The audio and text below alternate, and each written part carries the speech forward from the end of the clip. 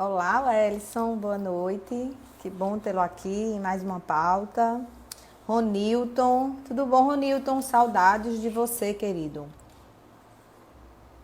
Kelsen Lacerda, Leonardo, boa noite. Chegou a nossa convidada. Oi, Júlio, tudo bom? Vamos esperar ela aqui conectar para a gente começar essa conversa super importante. Oi, Paloma, tudo bom? Emanuel.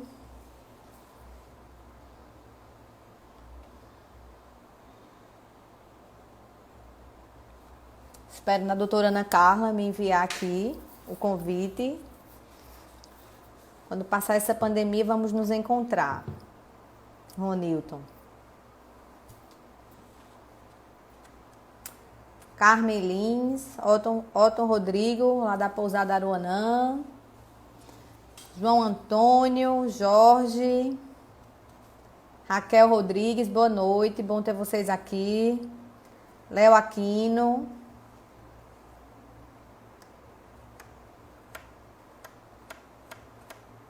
Caio. Josiane Azevedo, boa noite, querida. Bom ter você na live. Radazinho, meu amigo, tudo bem? Estou esperando a doutora Ana Carla mandar o convite aqui para mim, para a gente começar. Bernardo, você sempre aqui conosco, muito bom.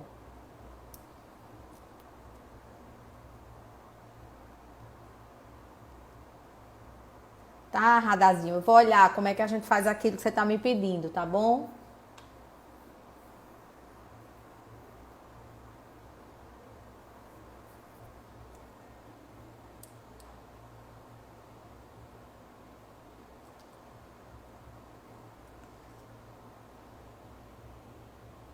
Vinícius, tudo bom, Vinícius? Vitor, boa noite. Acho que agora sim, ela enviou aqui. Aceitar. Priscila, Tiago Melo, boa noite. Tudo bom, Pri? Bom ter você aqui. Olá. Oi, Amanda. Oi, tá me ouvindo bem? Tô sim, tá me ouvindo bem? Tô sim, então vamos lá. Vamos começar. Hoje nós vamos conversar com a doutora Ana Carla Lopes. Ela que é formada em Direito pelo Unip, especialista em Direito da Família e das Sucessões pela Escola Superior de Advocacia de São Paulo, especialista em Direito Processual Civil pelo Unip, especialista em Gestão Estratégicas para Escritórios de Advocacia, junto ao Instituto de Ciências Sociais Internacionais de São Paulo, conselheira estadual da OAB-PB, presidente da Comissão de Direito da Família, vice-presidente da ADAFS, Associação de Direito de Família e Sucessões na Paraíba. Ela está interinamente durante um período que o colega está licenciado, acho que é doutor Onildo, se eu não me engano. Ronaldo Desculpa. Queiroga. Doutor Isso. Ronaldo Queiroga está licenciado. Ela foi vice-presidente da IBDFAN da Paraíba, é sócia do escritório de advocacia e consultoria Consultoria Empresarial Lopes. E Ana, ela é filha da nossa querida doutora Fátima Lopes, que foi defensora pública e faleceu em janeiro de 2010 em uma morte trágica que deixou um grande trauma na sociedade paraibana. Fátima deixou um legado de experiência profissional para o nosso povo, que até hoje, com certeza, reverbera e prospera por conta da sua ética profissional e da sua firmeza.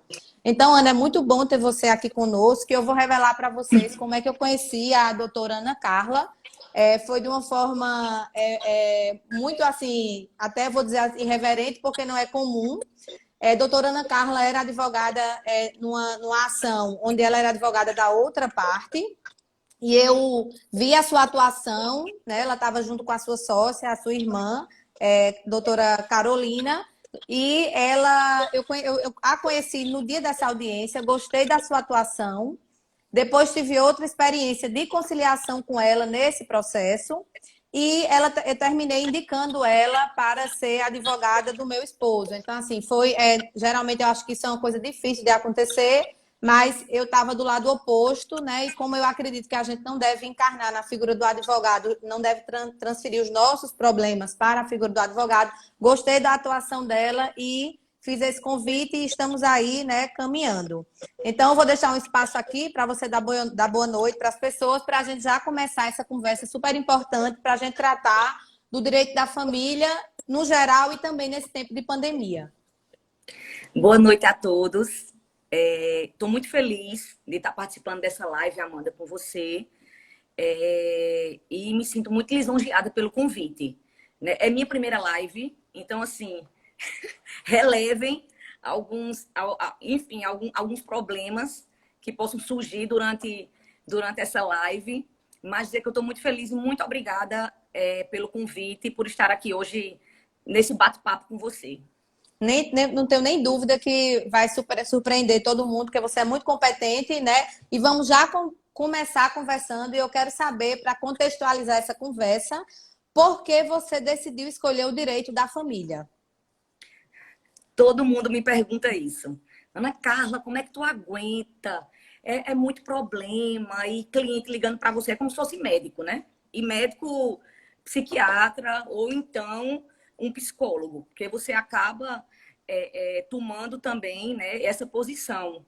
Um pouco conselheiro, enfim, um pouco psicólogo. E aí as pessoas sempre me perguntam por que tu escolheu essa área, né? Que é uma área que fala muito, que trata muito da fragilidade do ser humano, né? E eu digo sempre que eu sou completamente apaixonada pelo direito de família. Sofri essa influência, queira ou não, da minha mãe, porque também era uma apaixonada pelo direito de família. Minha mãe era defensora pública, como você falou no início. E aí, desde muito pequena, quando minha mãe ia aos atendimentos no fórum, né, com os constituintes, eu sempre a acompanhava. E aí eu ficava vidrada da forma como ela atendia, na forma como ela tratava os constituintes, sempre muito humana, sempre muito generosa. Enfim, então, a partir daí, eu comecei a me apaixonar pelo direito de família. Porque, queira ou não, a maior demanda que existe hoje no judiciário é de família. Então, naquela época também era assim, né? A demanda maior era de família. Então, os constituintes que iam lá procurar por minha mãe sempre saíam muito realizados, enfim, e satisfeitos com a forma como eram tratados. E aí eu comecei a me envolver desde muito pequena, e aí não tive outra escolha a não ser o direito, né? Todos na minha casa são advogados. Meu irmão hoje é promotor, mas eu e minha irmã somos advogados porque acompanhamos os passos dela. Então, ela me inspirou muito. Que bom, e é uma inspiração muito boa, né? Quando vem da mãe, uma inspiração materna em casa, e com certeza você faz isso com muito amor. Ana, os processos de separação, eles geralmente são complexos, sobretudo quando envolve menores, né? Então, eu queria saber, queria que você explicasse para quem está aqui nos ouvindo como é o trabalho do advogado no sentido de diminuir os conflitos. E antes de você responder, tem pessoas aqui dizendo que você é maravilhosa, que você é uma inspiração. E é muito bom isso, né? O reconhecimento do seu trabalho. Eu fico muito feliz. É isso que nos instiga, né? A sempre se dedicar mais e mais a qualquer causa que a gente abraça, né? A ter mais empatia, né, com aquela pessoa que vai lhe procurar, que às vezes, enfim, quer apenas dividir situações que ela está passando e que está causando tanto sofrimento a ela. Fico feliz. Então, e no caso dos processos, Ana, de separação, voltando, que são bem complexos, como é que você faz para tentar diminuir esses conflitos? Assim, como é o trabalho do advogado nesse sentido? Eu acho que o Código de Processo Civil, né, o atual Código de Processo Civil, ele veio para isso, entendeu? Para tentar desafogar também o judiciário, tá? E amenizar essas demandas de família, né? O sofrimento que existe, claro que existe, né? Nas partes. E aí o CPC veio para isso, para essa tentativa de conciliação prévia, de mediação prévia, né? Antes de se adentrar de forma litigiosa. Então, eu acho que a gente tem que buscar, né, primeiramente, essa conciliação para só aí partir para o litígio. E sempre estar preparada para tudo, preparada para conciliar, certo? E preparado também para o embate. Então, você tem que estar preparado para tudo. Obviamente que no primeiro momento, você não pode ter, né, o espírito beligerante. Sim. Quanto nas demandas litigiosas. Então, é importante demais esse contato prévio para tentar conciliar e tentar amenizar o sofrimento das partes, dos filhos que muitas vezes são envolvidos. Ana, para a gente passar para a próxima pergunta, eu queria que você explicasse para quem está nos ouvindo agora e, porventura, tenha uma questão de direito à família, a importância de tentar, de fazer assim, você aconselha que a pessoa tente resolver sozinho ou que tente procurar um advogado para, assim, o que é que vocês orientam? Assim, que tenta lá resolver sozinho, pode ser que você consiga, ou não, se você chamar um advogado, vai conseguir conciliar essa situação de forma melhor. Não, eu aconselho sempre procurar um advogado, né? A pessoa que está se divorciando, ela está muito emotiva, ela está muito sensibilizada com a situação. Então, ela não vai estar tranquila.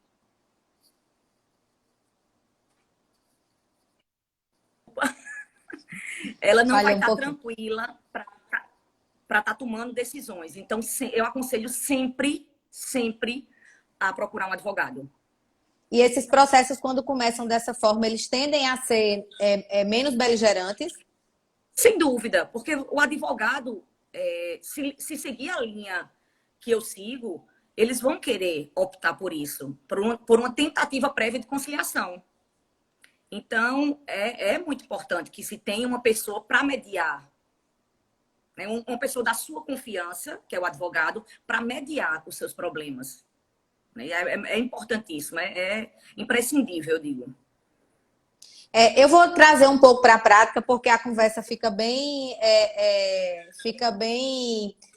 interessante para as pessoas, e como é o meu caso, eu acho que eu posso falar. Posso falar, doutora, tem algum problema de eu falar de mim? De eu exemplificar o meu caso próprio? Não, desde que tá. que não exponha o processo. Sim, claro, com certeza. No meu caso, o meu divórcio, ele foi feito sem muitos detalhes na peça, né? Nós ficamos, no primeiro momento, com guarda compartilhada, e aí depois eu vou querer que a senhora explique essas guardas, essa questão de como é que funciona essas coisas, mas a gente ficou com guarda compartilhada sem muitas regras, até porque não foi feito por um advogado da família, então foi uma coisa bem geral, e depois que a gente foi tratar disso. Então, com certeza, assim, se eu tivesse já procurado um advogado da família, eu acho que eu teria até evitado aquele momento onde a gente se conheceu. Talvez a gente já tivesse esclarecido essas coisas. Então, falando de direitos e deveres, né? Os direitos e os deveres das partes, aí eu falo dos pais com relação ao menor, como isso fica estipulado. E como é essa questão de guarda compartilhada, guarda unilateral, como é lar de referência, qual é a diferença disso para as pessoas poderem entender? Eu acho que o dever de qualquer pessoa, e aí não é de parte, né, é de ser humano, é a polidez, é você saber tratar o outro. Sim. Né? Com empatia, com solidariedade, com humildade, sobretudo. E aí, partindo disso, o advogado, ele também tem que estar disposto a isso. Entendeu? Não adianta só a parte estar disposta a isso quando o advogado tem um espírito beligerante. Tá? Então, é muito importante que se tenha isso, inicialmente. Certo? E qual foi a outra pergunta, Amanda? que eu não... Eu queria que você explicasse essa questão da guarda, porque às vezes essas Dos coisas tipos são de dos guarda. tipos de guarda, os pais, quando eu falo parte, eu estou falando dos pais do menor, né? Quando existe menor no divórcio, e aí se vai resolver essa questão da guarda. Então, o que é que significa a guarda unilateral, a guarda compartilhada, o lar de referência? Isso tudo, o que é que significa e quais são as responsabilidades, por exemplo, de quem tem a guarda ou de quem tem o lado de referência? Eu queria que a senhora explicasse isso para as pessoas entenderem melhor.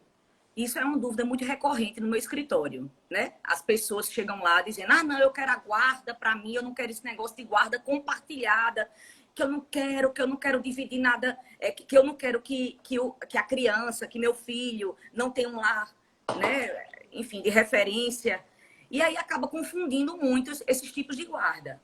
E eu sempre aconselho, olha, a guarda compartilhada, obviamente, que quando não tem litígio entre as partes, quando não tem beligerância, é o mais adequado. É o mais adequado, porque muito embora o casamento tenha havido a ruptura, né, do casamento, existe um vínculo eterno que são os filhos. Então, esses pais, eles precisam continuar se comunicando, eles precisam continuar convivendo, não, obviamente, debaixo do mesmo teto, mas convivendo para dirimir, para resolver as questões das crianças, certo? Então, eu sempre aconselho a guarda compartilhada. Obviamente que tem as exceções, como a guarda exclusiva, a guarda alternada, quando as partes acham que é o melhor, né, Doutora, vou para fazer um as corte. crianças. Desculpe, doutora, vou fazer um corte. O que significa, para as pessoas entenderem, uma guarda compartilhada? Pronto. Guarda compartilhada não significa compartilhamento de residências.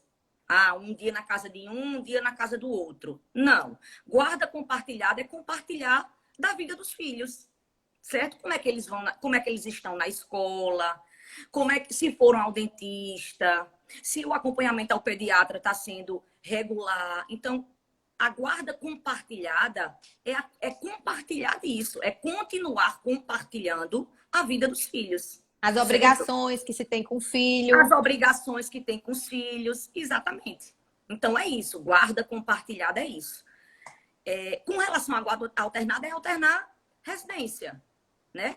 Então, as partes, os filhos, eles alternam residência. Ou um dia sim, um dia não, ou semanalmente. Tenho casos no escritório da guarda ser alternada e dá certo. E dá super certo. Mas também tem um caso no escritório de ser péssimo, né? Então, vai depender de cada caso para a gente avaliar qual o melhor a se pedir ao juiz. E quando alguém tem uma guarda compartilhada, por exemplo, eu já tive uma guarda compartilhada e com o lar de referência sendo meu. O que é que significa isso? Para as pessoas Também entenderem. pode. Você compartilha a guarda, As mas decisões. as decisões, compartilhar as decisões, mas o lar de referência, onde ele vai ter o quarto, vai dormir, vai todos os dias depois da escola. Então, o lar de referência é um dos pais, né? Ou do pai ou da mãe, aí em conjunto, em comum acordo, pode-se chegar a esse consenso. E dentro deste lado de referência, aí se coloca a convivência com outro, por exemplo, se o lado de Coloca. referência é da mãe ou do pai, se coloca a. Como é isso, doutora? Regulamenta, né? Regulamenta o direito de convivência paterno-filial, enfim. Com Então, a se outra parte. compartilha com a outra parte, sem problema. Compreendi. Então, assim, todas essas possibilidades podem ser resolvidas amigavelmente pelas partes, constituem um advogado e eles podem resolver isso, ou se vai para o litígio, que para o litígio é ter essa ação na justiça. É assim que funciona? Isso, aí o juiz decide, né? As crianças serão submetidas a um estudo psicossocial, né? No setor multidisciplinar, que é composto por psicólogos, assistentes sociais. E aí essas crianças serão submetidas a um estudo. Depois disso, vai vir o parecer dessa equipe. E aí o juiz, embasado nisso, em outras provas existentes no processo, vai definir quem detém melhores condições de ter essa guarda exclusiva ou alternada, enfim, ou compartilhada. Doutora, para a gente passar para outro tema, desculpe eu estar lhe perguntando assim, que é para ficar claro para quem está nos Claro, assistindo, porque o advogado tem um linguajar próprio e eu fico esmiuçando, que é isso para para todo mundo então entender. todo mundo entender. Faça isso. É, a questão da guarda, ela pode ser revista a qualquer momento ou foi decidida ali, está decidido e vai ficar até uma determinada idade. Como é que funciona essa parte? Tanto a guarda quanto os alimentos, né? Eu não vou falar termo técnico, não, que eu ia Tá. falar que tanto a guarda quanto os alimentos não transitem em julgado, né? Aí eu Não pedi para a faz coisa senhora julgada. traduzir. Eu ia dizer assim, traduza, doutora. Não, exatamente, não faz coisa julgada. A qualquer momento, ela pode ser revista, a depender da situação fática do momento. Então, vamos dar um exemplo. A guarda ela é fixada de forma compartilhada, mas em determinado momento se percebe-se que a criança não está se adaptando à casa do pai, certo? Então, vai no judiciário, né, provoca o juiz para que seja revista essa guarda, assim como os alimentos. Naquele momento, quando do divórcio, enfim, foi fixado os alimentos e depois o pai ou a mãe, né, passou a ganhar melhor e aí se provoca o juiz para aumentar essa pensão.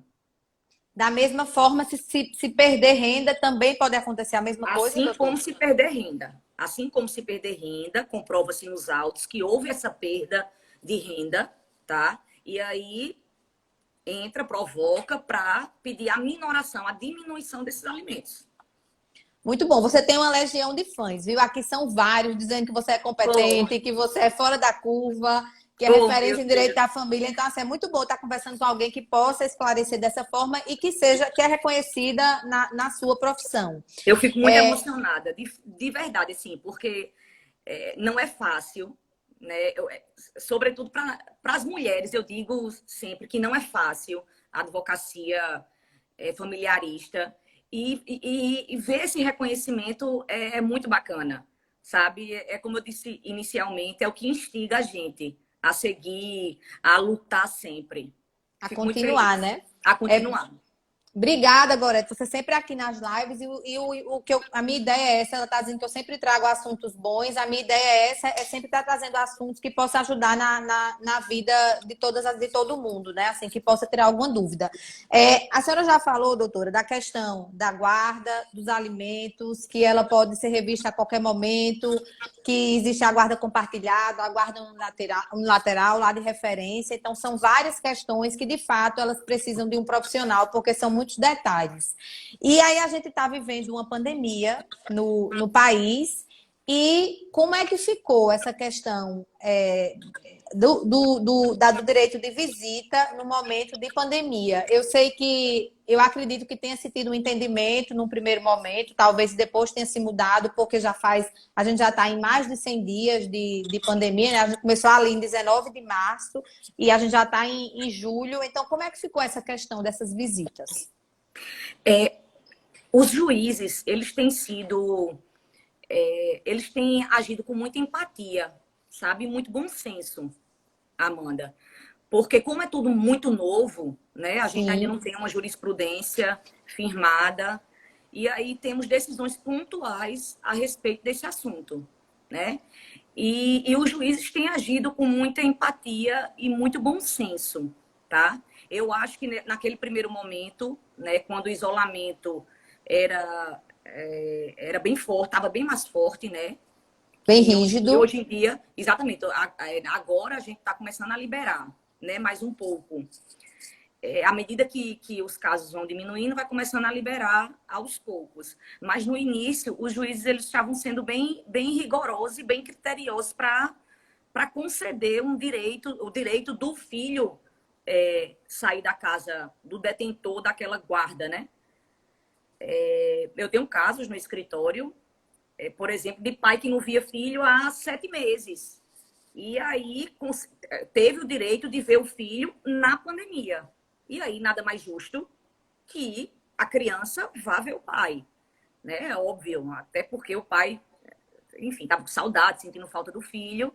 e nada mais justo que isso acontecesse. E aí o juiz, com muito bom senso, muita prudência, concedeu esse direito, certo? Mas como eu volto a dizer, eu acho que eles estão agindo com muita empatia diante de tudo, de tanta novidade, né? Porque é tudo novo, tudo muito novo.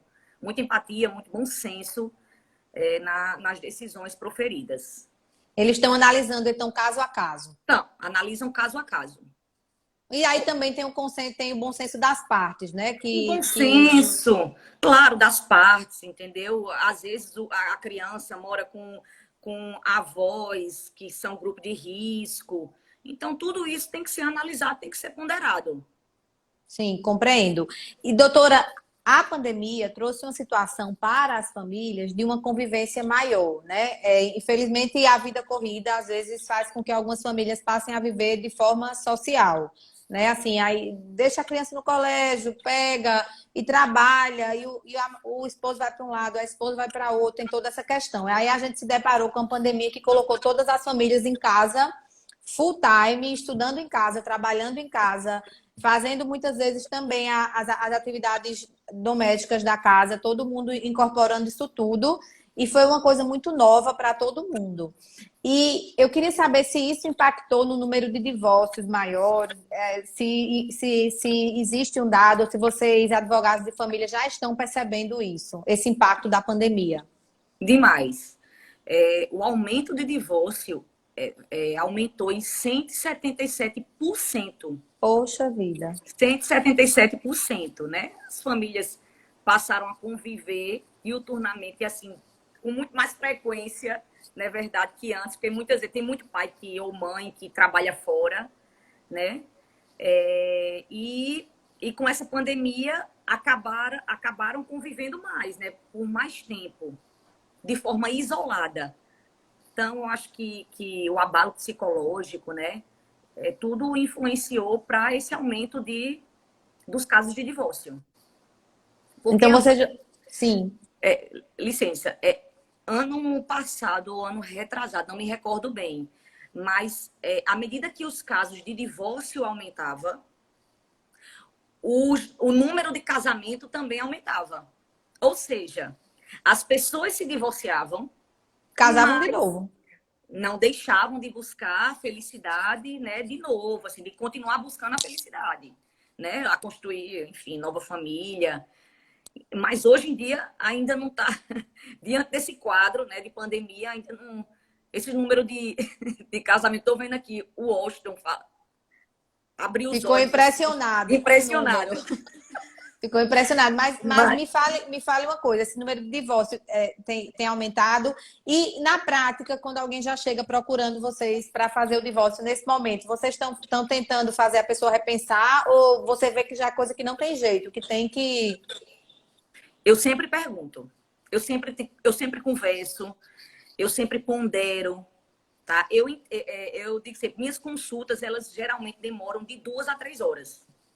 Sempre, porque eu gosto de entender, eu gosto de saber desde lá do início, desde o namoro, para eu entender o que se passa ali, né? O que se passa naquela relação. Então, eu sempre pondero antes de tomar qualquer decisão. Sempre, então, sempre. parece como você falou que o advogado da família ele tem que ter assim um entendimento maior sobre a situação como um todo, para ele poder ajudar melhor o cliente. Com certeza.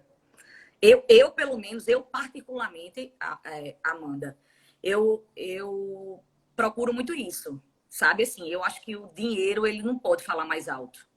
Os honorários advocatícios não podem falar mais alto, entendeu? Então, eu tento ponderar para saber se realmente é o fim, aquilo é o fim, aquela discussão foi o fim realmente, né? Eu sempre faço isso. E nesses processos, doutora, de divórcio, quando se dá entrada no divórcio e a questão também da resolução com os filhos, isso leva quanto tempo, mais ou menos? Você diz o quê? De processo? Sim, eu vou me divorciar, dou entrada, e isso leva quanto tempo, mais ou menos? Da entrada nesse divórcio e a questão também da responsabilidade com os filhos, né? De pensão, e de estabelecer visitas. Isso demora quanto tempo, mais ou menos? Isso é rápido, né? Alimentos, sobretudo, que possui um rito especial, ele é mais rápido que uma definição de guarda, por exemplo, né? Que tem que atender, enfim, tem que se construir um conjunto probatório grande para poder se decidir sobre uma guarda, quando não há consenso, né? Diferente dos alimentos, que ele tem um rito mais rápido, mais célere. Entendi. Eu acho que uma média de processo litigioso, acho que uns 3 anos, 2 anos por aí, 2 a 3 anos. Para decidir o divórcio ou para decidir a questão dos filhos? O divórcio não, né? Porque depois da emenda constitucional 66, passou a ter essa possibilidade do divórcio imediato, né? Antes de se decidir qualquer outra coisa, alimentos, guarda, enfim. Então, se Mas decreta mesmo divórcio, mesmo que uma das partes não queira se divorciar? mesmo assim, é um direito potestativo, né, da parte. É o direito que ela tem de se divorciar sem que a outra parte seja ouvida, né? Ah, compreendo. Então não precisa mais nem assinar o divórcio. Caso, assim, como é que funciona isso? Não, não precisa. É só o juiz conceder essa liminar. Sempre quando eu dou entrada nos meus divórcios, eu sempre peço liminarmente, né, para que o juiz ele decrete esse divórcio, antes mesmo de decidir a partilha dos bens. Não há problema óbvio algum com relação a isso. Alguns têm deferido, muitos têm deferido, outros não. Porque entende diferente, enfim, eu respeito. Então Mas muitos têm deferido. a gente vê que é um processo que tem assim, dentro desse mesmo processo são definidas várias etapas diferentes. Primeiro tem o divórcio, tem a partilha dos bens, tem a questão dos filhos, então de fato é um processo bem extenso.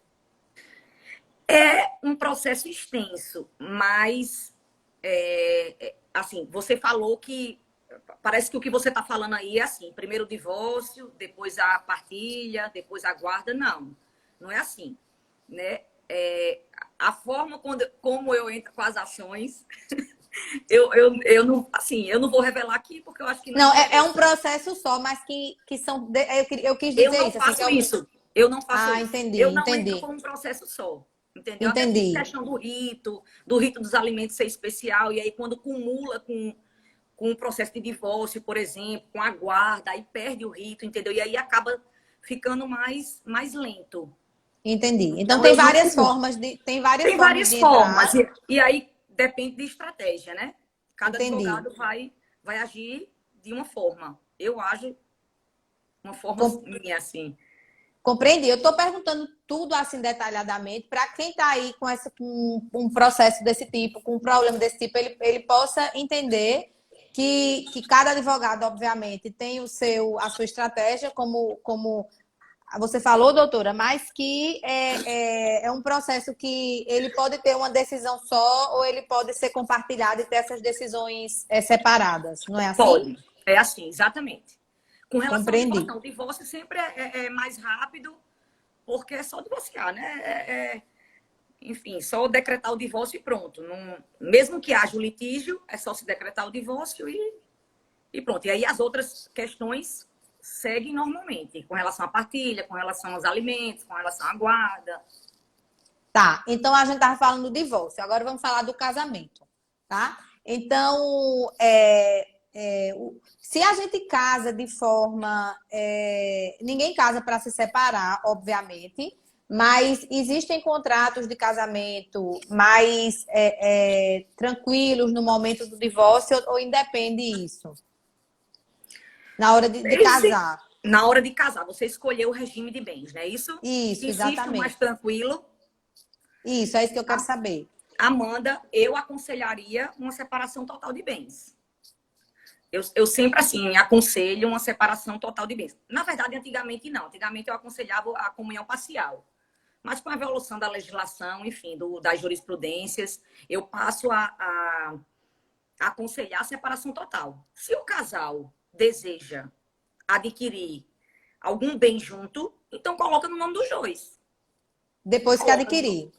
o que adquirir, coloca no nome dos dois. Se só a mulher quer adquirir, só ela quer adquirir um imóvel, então coloca só no nome dela. Entendeu? Na hora do divórcio não vai ter problema nenhum. Não vai ter nenhum problema. Entendeu? Porque o que foi realmente de vontade das partes está lá documentado. Entendi. Então, quando você casa com separação total de bens, significa dizer que o que eu adquiri é meu, que meu marido adquirir é dele, e se porventura quiser adquirir alguma coisa junto, vai lá e quando comprar vai pôr na escritura o nome dos dois. Exatamente. Então, Exatamente. se, obviamente, repetindo, né, que ninguém casa para separar, casa para ficar casado a vida inteira, mas se caso acontecer alguma coisa do tipo, já esse tipo de contrato, de casamento fica mais fácil. Fica mais fácil. Agora sim, a gente precisa analisar cada caso, né? Sim, Cada claro. caso, assim, não dá para eu dizer que sempre eu vou aconselhar a separação total de bens, não é isso. Eu vou precisar analisar o caso, porque tem aquela mulher e aquele homem, né, também, que às vezes deixa tudo para acompanhar na Sim, profissão da pessoa, entendeu? Então, assim, entendi. a ajuda, a contribuição dela é de outra forma, dessa pessoa é de outra forma. Então, eu aconselharia, nesse caso, a comunhão parcial. Porque ela pode não ter contribuído financeiramente, economicamente, mas ela contribuiu de uma outra forma, dando todo o suporte afetivo, cuidando dos filhos, dando toda a atenção necessária, entendeu? Então, nesses casos, eu acho que a comunhão parcial seria a mais adequada. E aí vai depender, né, de cada caso. E as pessoas geralmente procuram o advogado para casar? Procuram, até para fazer um contrato, né, pré-nupcial, enfim. Procuram sim, Procuram procuram. sim, né? E fora o casamento em si, hoje existe contrato de. Como é que chama? Me ajude, por favor. Um Namoro? contrato. Não, um contrato de casamento que faz. Ai, meu Deus, fugiu o nome. Não é um casamento em si, é União estável? união estável. Qual é a diferença? Na verdade, não há diferença, né? O STF, em 2017, disse que não havia essa diferença. Mas não existia mais essa Ó, tem diferença. uma pessoa perguntando. Ah, falaram aqui união estável. União Então não estável. existe diferença da união Não estável um existe. casamento. Não existe diferença. A menos que você coloque num pacto, né, antinupcial, um contrato antinupcial, cláusulas que você quer que sejam cumpridas por ambos, né, pelas partes, pelos cônjuges, pelos nubentes. Mas Entendi. caso contrário, não tem diferença alguma. Não tem nenhuma diferença. Não Então, tem acho que diferença. a gente conseguiu esclarecer o casamento e o divórcio, né? E, assim, e a questão também da guarda dos filhos, acho que a gente conseguiu esmiuçar bem. E o que é que eu queria saber agora? Você, como advogada, e agora no Covid, a gente tem uma situação nova para todo mundo. E como foi que isso impactou na vida dos advogados? Eu acho que não só na vida dos advogados, né? Eu acho que todo profissional liberal ele vem sofrendo, de certa forma, o impacto decorrente da pandemia. A gente ficou muito tempo sem escritório, né? Assim, os escritórios fechados. Só recentemente é que pôde reabrir, né? Os nossos escritórios. E o advogado é imprescindível, né? Para funcionamento da justiça e tal, enfim. Então, essa pandemia realmente eu acho que abalou não só os advogados, mas todos os profissionais liberais, autônomos e o todo, né?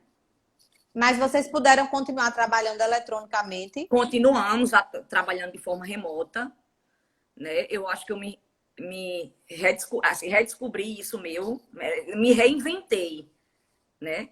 Hoje eu conseguiria trabalhar 2 dias em casa. Então, essa pandemia me fez enxergar que eu posso também trabalhar de casa, para eu poder ter mais contato com os meus filhos, né? Estar mais em casa, junto da minha família. Então, ela trouxe também benefícios. Não só tirou, né? Não só tirou, não só tirou. Também deu. E a questão vocês às vezes despacham com o juiz, promotor, algum processo. Vocês conseguiram fazer isso eletronicamente? Assim, usando os meios virtuais? Eu vou dar um percentual aqui de quanto eu consegui. Eu acho que 20%. 20%. Foi difícil. Foi muito difícil. Sabe? Eu tentando falar com o desembargador disse que não conversava com o advogado. Mas não é obrigado, o juiz é obrigado a falar com o advogado. Eu quero falar sobre um processo, eu quero falar sobre o caso do meu cliente. Então, ele precisa me atender, né? Teve juiz, desembargador muito solícito de atender minha ligação sem problema nenhum, ouvir eu falar, sabe? Mas teve uns que mandam mensagem, ó, esse aqui é meu telefone pessoal e não fale comigo. Poxa. Entendeu? Então, isso é um absurdo. Enfim, a OAB está tomando as providências, né, necessárias que tem que tomar, né? Nosso presidente sempre muito atuante, doutor Paulo Maia. E é isso. Os servidores, eu notei que trabalharam mais. Os servidores, né, dos cartórios. Eu acho que os processos de família estão mais céleres, sem dúvida alguma. Eu falo com as servidoras, elas me respondem na hora, dizem que vão cumprir. Então, excelente. De verdade, assim, eu sempre falo. Mas juiz e desembargador, eu consegui ter acesso a 20%. A Então, 20%. precisa desse avanço para que essa modalidade de trabalho possa Passa a ser ter possível, né, mais, pra faça a gente? ser possível, né? E possa ter mais sucesso. Exatamente. Doutora, eu queria falar dos casamentos homoafetivos. Teve uma decisão agora, recentemente. A senhora podia falar sobre isso? Isso, que permitiu, né? Então, é que parou as uniões homoafetivas, né? Isso aí já está pacificado, isso já está superado, né? Muita dúvida surge, mas eu acho que já está superado. Estou vendo aqui falar sobre o Sobre o poliamor. poliamor. Eu Já sou faz parte do mundo do universo jurídico?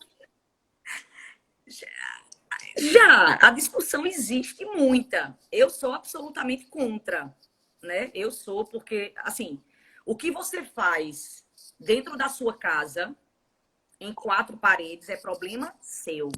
O Estado não tem que intervir, absolutamente. Obviamente que, com exceção, né, de agressões, enfim, óbvio.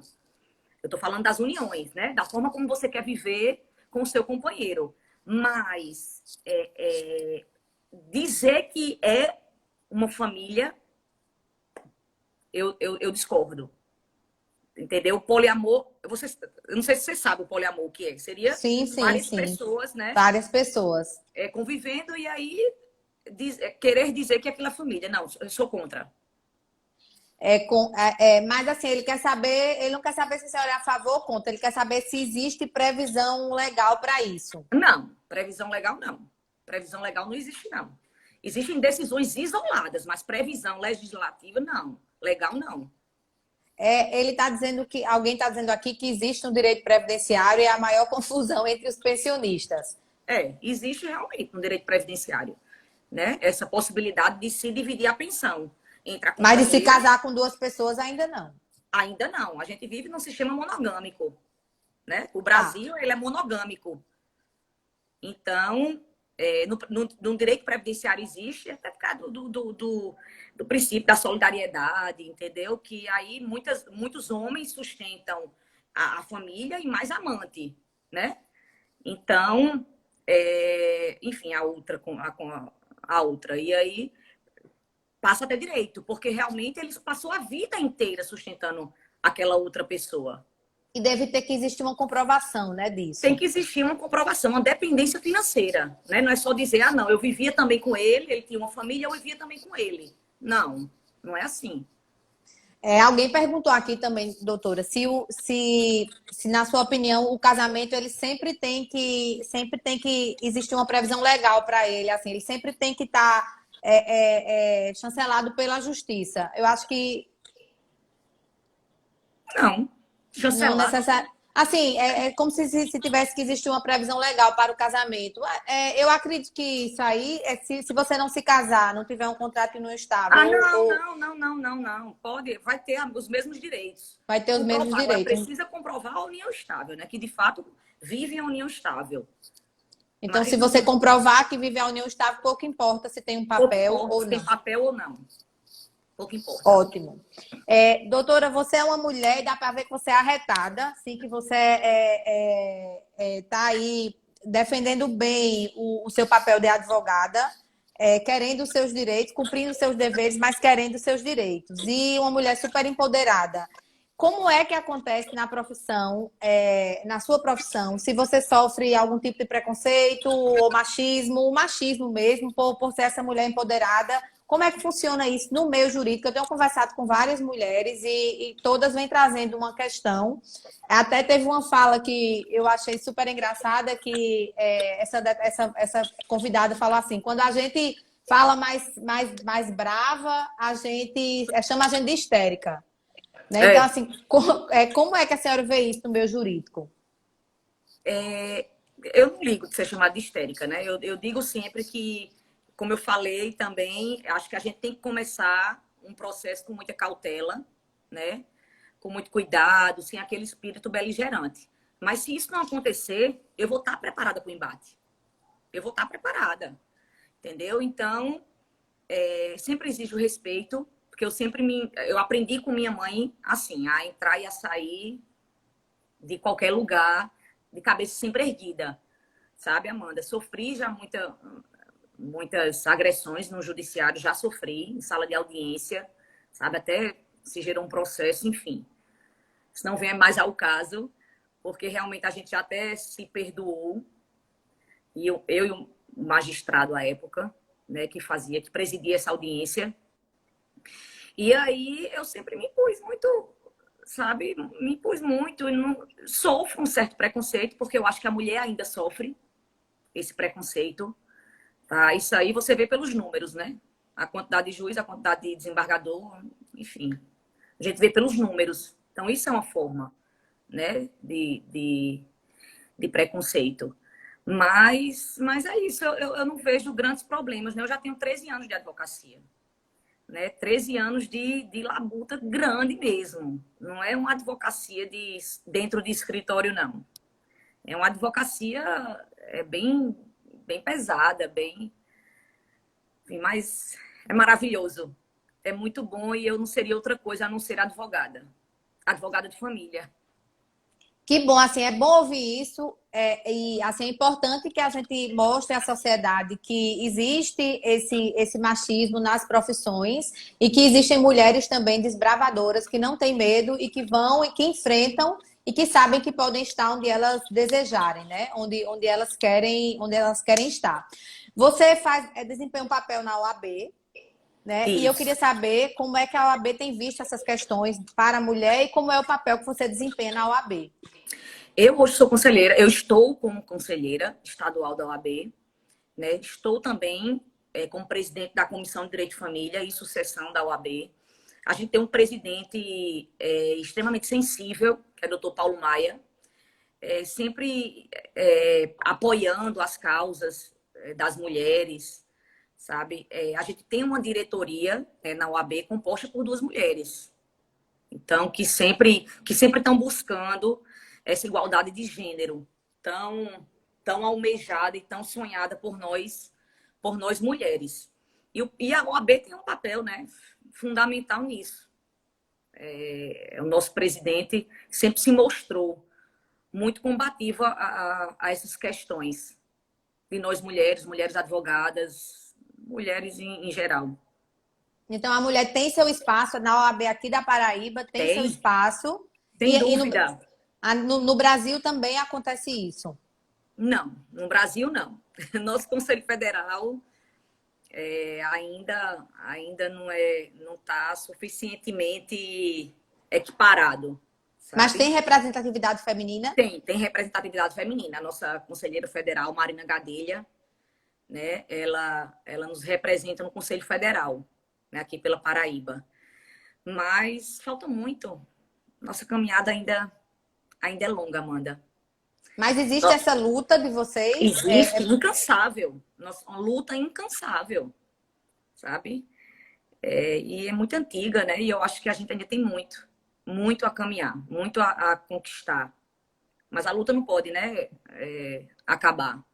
Não, nunca. A luta não pode acabar nunca. Esse Nunca. grupo, ele é a nível de Brasil ou ele está aqui na Paraíba? De luta De por luta igualdade de gênero, por não, tá no igualdade Brasil. Tá no na Brasil. OAB, ele tá no, ele é um grupo do Brasil. É um grupo do Brasil, é. É um grupo do Brasil. E aí eu estendo também meus elogios ao nosso presidente nacional, né, doutor Felipe Santa Cruz, que também tem abraçado essa causa. E continuamos, sabe? Falo sempre em sororidade, que é a gente se dá as mãos, nós mulheres nos dá a mão, não é só a mulher Advogada. advogada, não é só a mulher advogada, são todas as mulheres da sociedade. É nos dar as mãos, agir com mais empatia umas com as outras, julgar menos, sabe? Julgar menos. Eu acho que isso é muito importante, Amanda, é muito importante para a gente, quem sabe, um dia vencer essa guerra, né? Porque a gente vai vencendo batalhas, vai vencendo uma batalha atrás da outra, até que um dia eu acho que a gente vence essa guerra aí de disparidade de gênero. Acho que um dia a gente chega lá. E o importante é, como você disse, é de fato não desistir Desistir. não desistir e continuar firme. Doutora, a gente está chegando na parte final da nossa live e Já já passa rápido, né? A gente conversou passa. sobre muita coisa, tiramos dúvidas aqui de muitas pessoas e eu queria deixar agora um espaço para que a senhora fizesse um esclarecimento ou um chamamento, como a senhora achar melhor, para as pessoas que estão com esse processo de divórcio, com esse processo de guarda de filhos, esse processo desgastante. Então, eu queria que a senhora fizesse aí uma fala, enquanto advogada da família, sensível, que tem essa empatia pelos seus clientes e pela outra parte também, como teve comigo, né? A gente conseguiu dialogar muito bem. E aí, então, eu queria que se você fizesse essa fala para que as pessoas se sentissem acolhidas pela fala de uma advogada. Amanda, eu falo muito em sensibilidade, né? Eu acho que é importantíssimo você ser sensível aos problemas, ao problema do outro, tá? Então, a partir do momento que você é sensível ao problema do outro, você você perde aquele espírito beligerante, né? Eu acho que você passa a enxergar com mais amor, com mais afeto, tá? A se colocar no lugar do outro. E eu acho que falta muito isso nas pessoas, em quem está se divorciando, em quem está travando uma briga, sabe? Enfim, há anos e anos na justiça. Então, quem sabe as pessoas que estão nos assistindo, que travam essa luta, sejam mais sensíveis ao outro. Entenda a cabeça do outro, as limitações do outro, para só assim conseguir resolver, né? Conseguir resolver as pendências emocionais que muitas vezes ensejam um processo. Tem muitas vezes, né, uma questão mal resolvida enseja um processo judicial, litigioso, por E falta de às vezes, sensibilidade. e às vezes é mais do que o próprio processo, né? Muito mais, sem dúvida é muito mais. Então, acho que sensibilidade, empatia, bom senso, sempre tem que ter, não só do advogado, mas das partes, sobretudo. E eu acho que também uma coisa importante é não transferir qualquer problema, e deve acontecer muito, transferir os problemas para os advogados, né? Assim, como se o advogado passasse a ser um inimigo ou assim, um inimigo da outra parte, né? Acontece. Exatamente.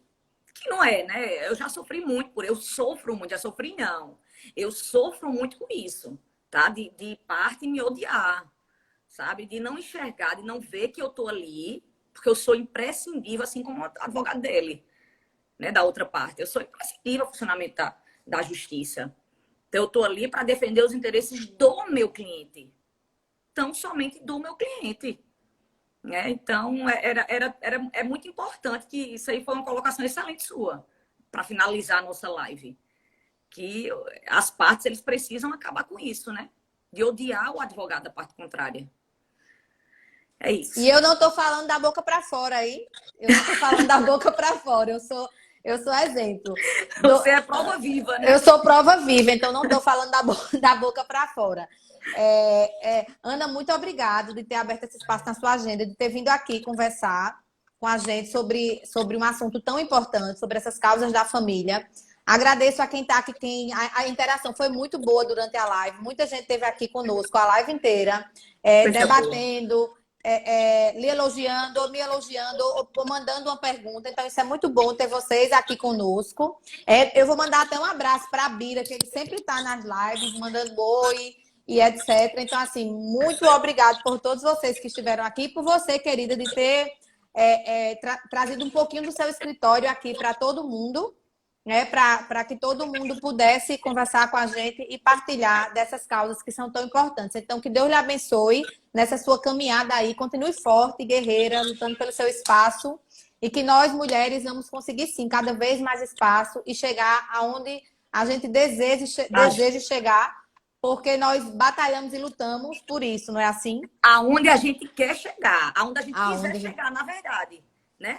Não importa se eu quero estar em casa, cuidando dos meus filhos, cuidando da minha casa, ou se eu quero ser presidente da República. Né? Exatamente. É onde eu quiser estar. Entendeu? Então, assim, tem que dar oportunidade pra gente estar onde a gente quiser. Sabe? Então, muito obrigada por ter aberto esse espaço para mim, pra gente conversar sobre direito de família. Né? Quem sabe a gente terá outros momentos.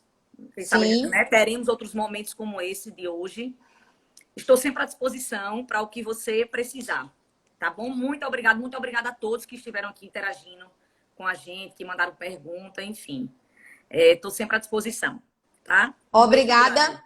Um beijo a todos. Até quinta-feira, a próxima live. Daqui a pouco já vai estar aí no meu feed. E a live com a Ana vai estar lá no meu feed. Quem não puder assistir toda ou quiser indicar para alguém, é só pedir lá no meu feed que está gravada, tá bom? Beijo e tchau, tchau. Tchau, Ana.